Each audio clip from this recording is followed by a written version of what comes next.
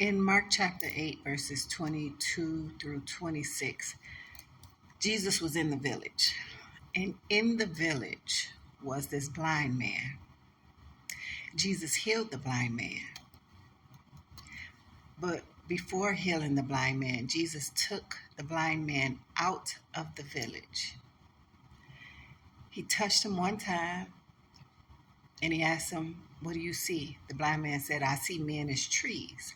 Jesus touched him the second time and the blind man was able to see. Jesus sent him on his way, but he instructed him he instructed him to go home, but he said, "Don't go back through the village."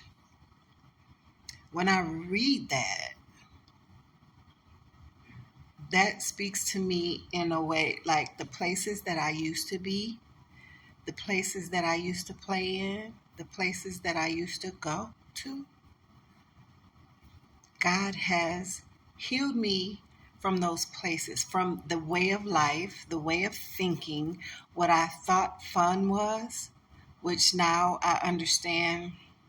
I had some fun moments in my life, but I wasn't really having fun. I was doing things that was leading me to death.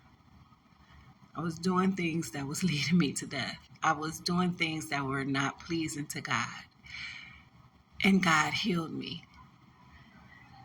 He instructed the man to go home, but he said, "Don't go back through the village."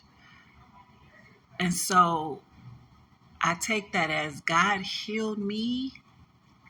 He has saved my soul from the wrath of God.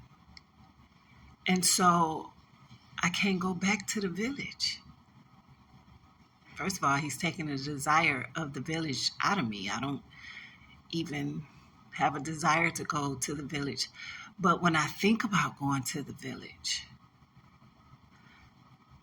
I think about if I go back to the way life used to be, I will die. And I don't necessarily mean instantaneous physical death, but death, the way I understand it, is separation from God. And I don't ever want to be separated from God. I don't want to go back to the village. I don't want to go back to the things that I used to do. I can think about those and remember some good times that I had, but I was walking and living in sin, and I just don't want to go back there. I love it on this side, walking with the Lord. Do you have a village you're not supposed to go back to? That's my 2 cents.